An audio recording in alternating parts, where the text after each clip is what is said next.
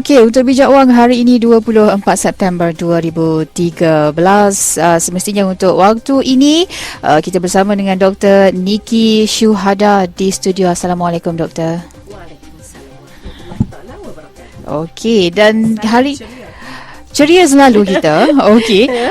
Kita melihat juga situasi doktor yang diperkatakan pada waktu ini berkaitan dengan Muflis, dan kita direkodkan juga sebelum ini berkaitan dengan belia kita, ramai juga yang Muflis.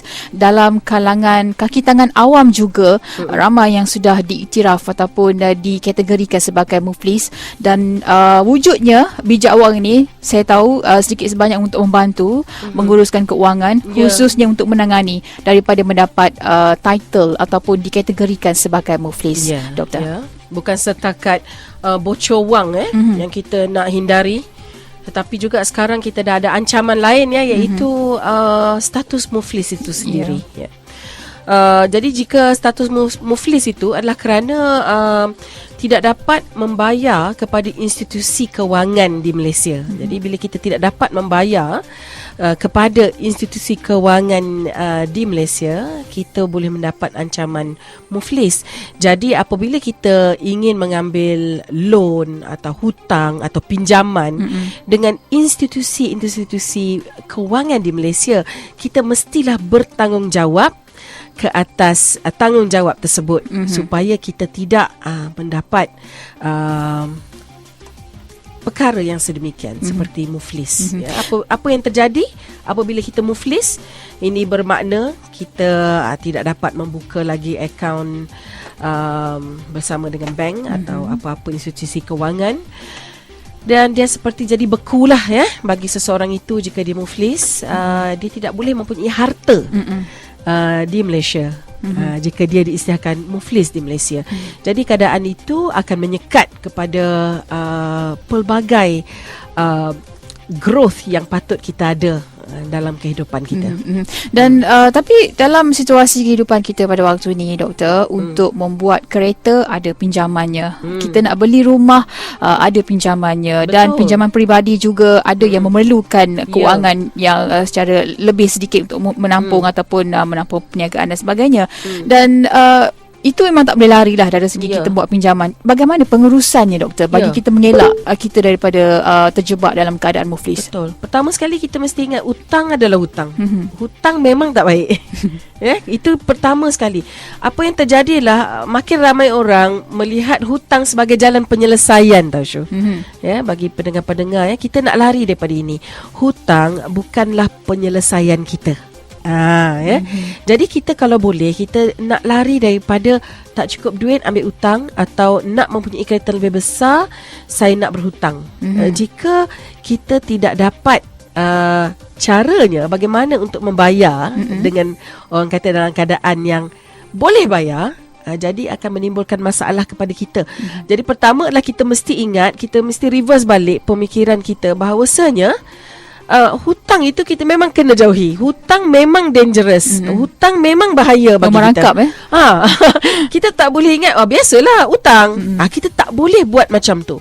Jika kita buat macam tu, maknanya kita menjadikan hutang itu jalan penyelesaian bagi apa-apa sahaja masalah kewangan atau keperluan kewangan kita. Maka lama-lama kita akan ada beberapa hutang. Ini hutang, itu hutang. Macam baru ni saya tengok satu video daripada Teraju. Dia tunjuk wanita yang lawa keluar daripada kereta yang mewah, dan wanita itu berdiri dengan handphone yang canggih, dan dia tulis dekat video tu, boleh nampak semua dia tulis kredit. Semua pakai kad kredit sebenarnya nak beli. Kereta kredit, kasut kredit, handphone kredit, segala-galanya kredit. Handbag pun pakai kredit. Jadi mentaliti kita adalah mentaliti kredit. Nak duit kredit, nak duit ambil pinjaman, nak duit ambil pinjaman. Kita tidak lagi memegang kepada, maksudnya kalau kita tak ada duit, tak ada boleh mampu, maknanya belum boleh berkereta mewah. Jika belum mampu, belum boleh membeli handphone baru. Maksudnya kita go back to basic. Dahulu kita kan menyimpan duit untuk affordkan benda-benda ni kan. Jadi sekurang-kurangnya kalau kita hanya mempunyai satu kereta untuk dibayar hutang, satu rumah untuk dibayar hutang, itu adalah manageable. Manageable bagi kita. Tetapi jika kita talking about 4 kereta, 3 kereta, 2 kereta, ataupun kita talking about rumah satu pakai, duduk 2 rumah lagi beli untuk investment, untuk disewa pada orang, tetapi also on loans. Itu adalah loan atas nama kita juga, tak tentu lagi kita boleh mendapat penyewa dan sebagainya. Jadi kita kena tengok risk sendiri, kita punya risiko apabila kita mengambil hutang ini. Kita kena berhati-hati dalam mengambil hutang. Dan pemuda ataupun jumlah belia berusia 34 tahun ke bawah yang muflis meningkat setiap tahun, doktor. Sebanyak 47% daripada jumlah keseluruhan 4,568 kes yang terbaru direkodkan pada tahun lepas. Jadi ini situasi yang agak membimbangkan. Sangat membimbangkan. Dan belia kita sekarang yang macam mana doktor kata tadi, penggunaan kad kredit itu antara punca utama menjadi muflis. Dan dari segi pengurusan juga. Tapi bagaimana doktor untuk menilai ataupun diri sendiri tu sebelum membuat sesuatu hutang, apa yang perlu dinilai sebelum itu, doktor? Ya, saya suka sangat kalau kita pertama sekali adalah orang kata apa, nak pakai baju itu kita kenalah letakkan di badan kita sendiri. Maksudnya kalau kita tidak boleh mempunyai sesuatu atas bajet atau constraint kewangan kita, kita jangan paksa diri kita, jangan ambil risiko atas diri kita untuk mengambil hutang. Kita mesti tahu hutang itu bahaya. Guna tagline tu je lah. Senang hari ni jangan pergi ke tempat bahaya. Kita pakai tagline ni je lah. Hutang itu bahaya, loan itu bahaya. Jadi kalau kita ambil, kita mesti bertanggungjawab atas loan tersebut. Jadi contohnya, saya kenal seorang yang agak muda, mempunyai 7 kredit kad. Saya nak nyatakan di sini 7 kredit kad adalah sangat bahaya dan tidak perlu ada. Kurangkan, jadikannya 1. Jadi apa yang saya dah bagi tahu pada beliau adalah satu-satu habiskan. Yang paling kecil dahulu dihabiskan. Contoh kredit kad nombor 7 mungkin baru ada 1,000 hutang. Kredit kad nombor 6 mungkin ada 15,000. Jadi habiskan yang 1,000 itu dulu. Yang kecil itu dulu kita habiskan dan kita tutupkan akaunnya. Kita buangkan kadnya. Kita tak mau lagi. Kenapa? 7 memang mengundang bahaya. Jadi kita kena lihat sendiri untuk jadi sihat dalam kewangan, bijak dalam kewangan. Kita ndak ada duit ekstra untuk menabung. Kita tak nak duit kita kesemuanya habis untuk membayar kredit, membayar hutang. Jadi carta sihat untuk kewangan adalah 60% untuk membayar hutang-hutang dan makan kita, essential kita 60%. Jangan lebih. Seeloknya saya selalu ajarkan adalah 50%. Betul? 50% kita belanjakan, 50% mesti nak simpan. Jadi ini tak ada orang lain yang boleh buat untuk kita, melainkan diri dan sendiri. Disiplin diri kita sendiri. Dan sesiapa pun yang melihat ataupun mungkin tersentak bila diiktiraf sebagai muflis, tapi itu adalah kelekaan kita sendiri. Betul. Doktor. Dan mungkin ada cara yang doktor boleh sarankan kepada pendengar kita untuk mereka yang sekarang ni ada hutang dan sebenarnya cuba untuk menangani ataupun tutup hutang itu dengan cara yang lebih berkesan tanpa kita diiktiraf dimasukkan dalam situasi kris ataupun muflis dan sebagainya. Kita pertama sekali nak buang budaya kaya sebelum kaya. Dah fikir kaya sebelum kaya yang sebenarnya. Maksudnya apa? Berleluasa membeli, berleluasa berbelanja. Itu kita nak tutup dahulu. Jadi kalau kita nak tutup kebocoran ni tadi, tutup dahulu nafsu kita itulah yang nafsu untuk membeli, menggunakan wang. Kadang-kadang mereka tidak membeli untuk memakai. Kadang-kadang mereka nak mencuba beli produk ni, beli produk itu, cuba nak buat jualan. Ada yang menggunakan kredit untuk nak start berniaga dan sebagainya. Itu juga adalah salah satu bentuk pembaziran sebenarnya jika menggunakan kad kredit itu berleluasa. Jadi tutup yang itu dulu, iaitu kita kata jangan fikir kaya sebelum betul-betul kaya. Jadi apakah measure-nya yang katakan kita kaya? Iaitu duit simpanan kita itu melebihi 24 bulan gaji kita. Dan kita dah dalam keadaan yang orang kata bernafas, keadaan selesa. Jadi kita nak simpan duit sampai 24 kali ganda gaji bulanan kita. Kemudian kita aturkan lagi untuk membuat lebih simpanan untuk masa depan. Yang pertama nak tutup adalah tutup dahulu nafsu atau sikap kita untuk berbelanja sewenang-wenangnya atau berbelanja untuk nak start berniaga tetapi belum ada backup duit daripada perniagaan. Maksud saya macam ni. Kalau kita nak berniaga boleh. Kita start kecil-kecil dulu. Contoh, kita mulakan dengan RM100, kita ada untung mungkin RM50. Simpan RM25 daripada untung. Now kita dah ada simpanan RM25. Kalau 10 kali kita buat dah ada untung RM250. Dari situ kita kumpul, kita bina biaya kita punya modal untuk berniaga besar. Ya, kebanyakan orang yang you dengar yang mereka adalah ahli perniagaan yang baik adalah mereka bermula dengan wang yang kecil dan mereka tidak ambil simpanan ataupun pinjaman daripada orang lain. Mereka memang menabung untuk perniagaan mereka sehingga mereka sangat bagus, sangat pandai berniaga, barulah mereka mula mengambil pinjaman yang sedia ada oleh kerajaan atau daripada pihak bank.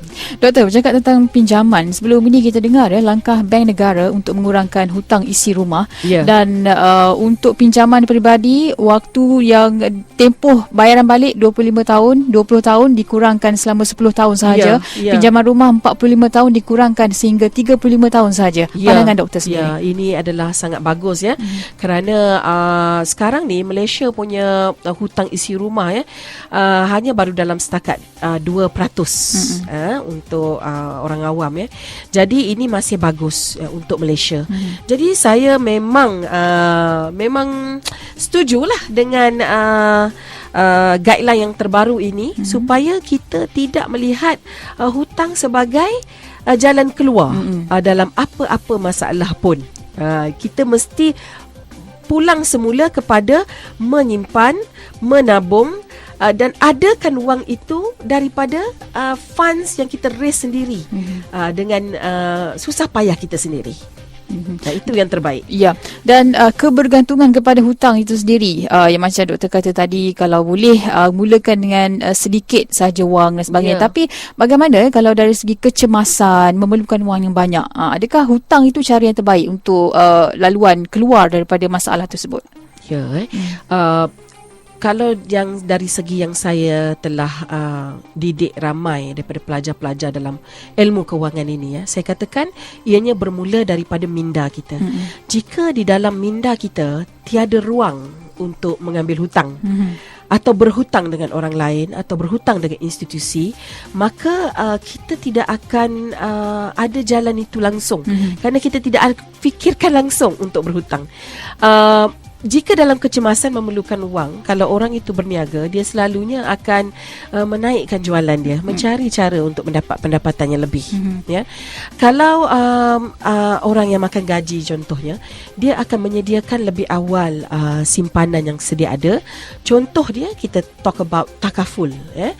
Mereka yang telah menyediakan takaful lebih awal, telah membeli dengan awalnya, satu kelebihannya bayarannya sangat murah bulanan ya.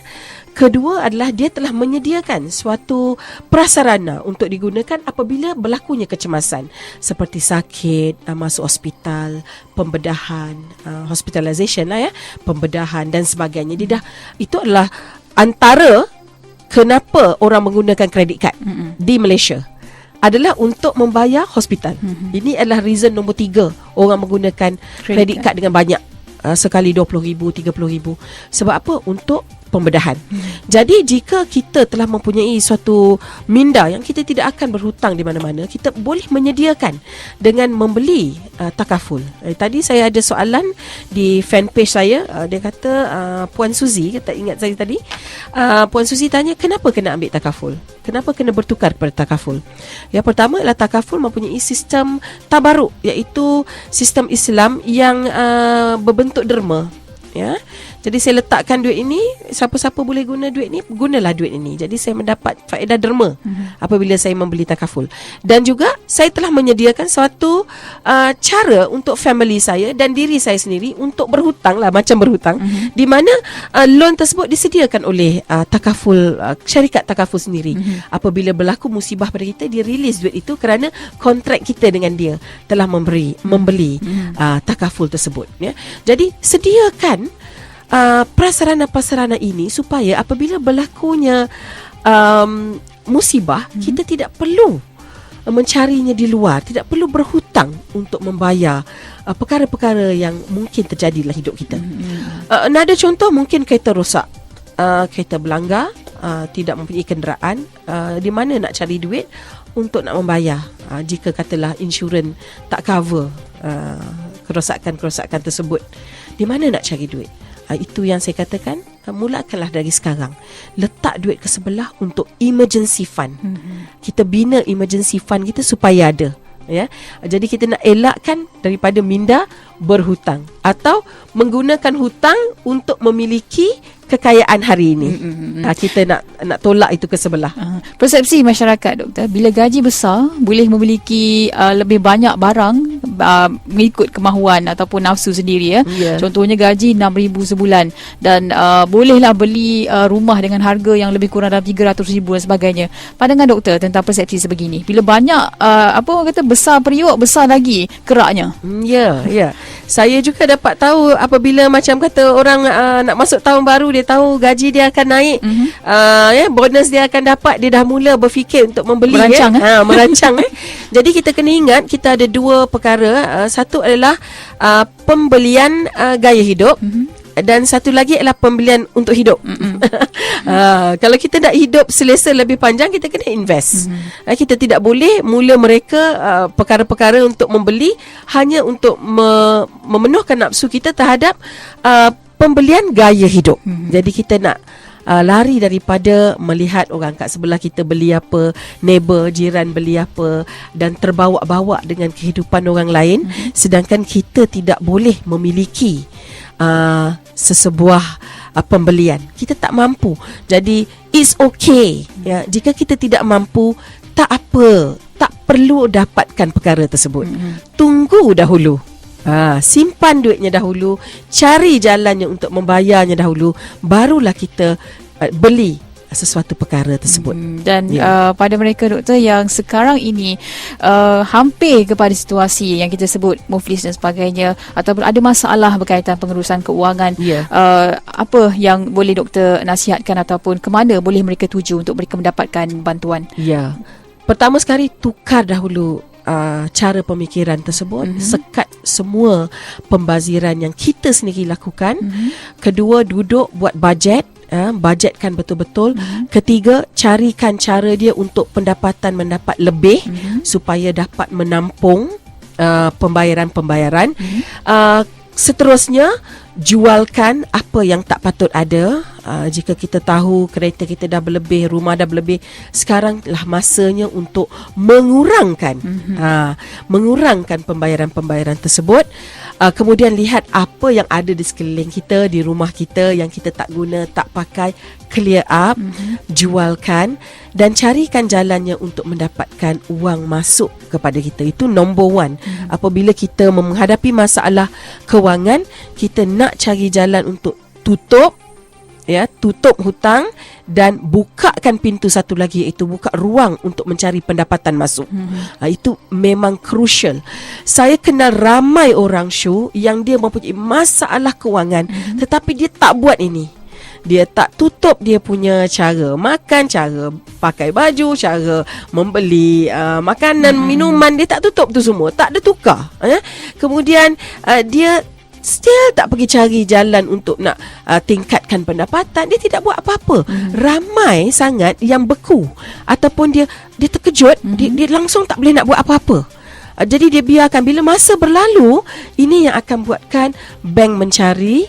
Dan apabila mereka menghantar surat seperti mengatakan surat merah datang, surat merah datang, bila surat merah datang, ramai yang beku, ramai yang tidak membuat tindakan.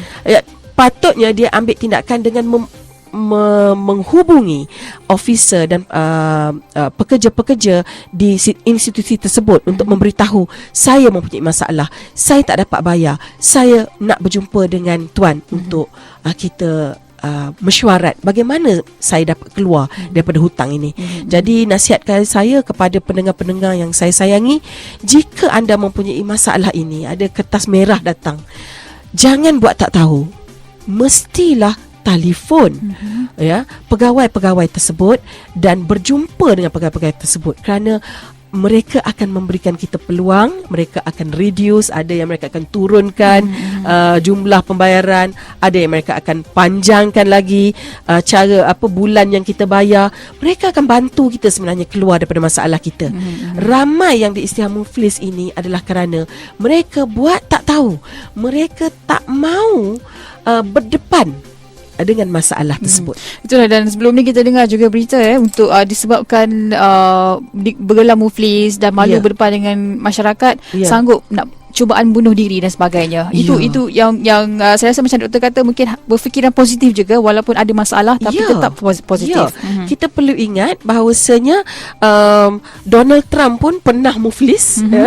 Ramai orang yang hebat-hebat ni sebenarnya pernah muflis. Muflis itu suatu benda yang terjadi apabila kita tidak dapat membayar kepada institusi. Dia tidak menjadikan kita orang yang hina ataupun orang yang tidak bagus. Tidak ada kena-mengena. Jadi jika kita berhadapan dengan perkara tersebut, kita hanya perlu reversekan benda itu, iaitu mencari jalan untuk membayar. Itu sahaja jalan keluar dia daripada kita senyap dan buat tidak tahu. Jadi ramai yang saya kenal yang mereka buat sesuatu, mengambil tindakan yang luar biasa untuk clear up nama mereka, mencari jalan mendapatkan wang dan membayar semula untuk memulihkan nama mereka daripada muflis. Kerana di sini kita dapat tahu 50,000 orang muflis muda di mana di bawah umur 34 tahun. Mungkin ini adalah kerana kurangnya pengalaman di dalam perniagaan atau kurangnya pengalaman dalam menggunakan kewangan atau pengurusan kewangan masing-masing, kerana usia amat muda, dan mungkin juga kerana darah muda, ingin mengambil risiko, percaya boleh atasi jika mengambil hutang ini. Jadi di situ dia tersekat, tidak dapat membuat bayaran kepada pinjaman. It's okay. It's not the end of everything. Baik. So hari ini kita mulakan dengan mengambil tindakan, lebihkan pendapatan, kurangkan pembaziran. Okey, terima kasih doktor untuk hari ini. InsyaAllah kita akan jumpa lagi pada minggu depan dalam Bijak Wang, dan selepas ini Berita 24 bersama dengan saya Syuhada Armawan.